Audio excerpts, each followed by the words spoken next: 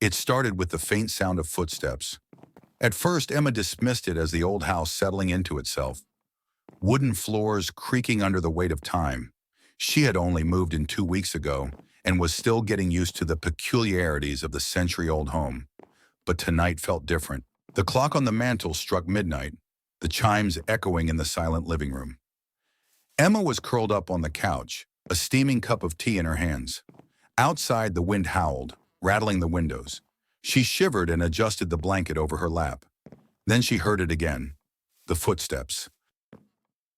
Slow and deliberate, they crept down the upstairs hallway. She froze, her heart thudding against her ribs.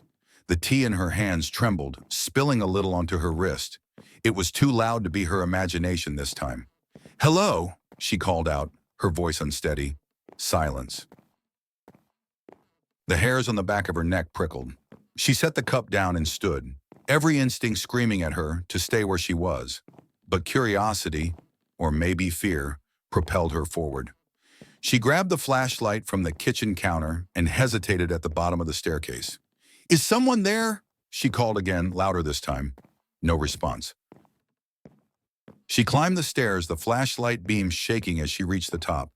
The hallway stretched before her, dimly lit by the moonlight streaming through the windows. All the doors were closed, just as she'd left them, except one. The door to the guest bedroom was ajar, a sliver of darkness yawning into the hall.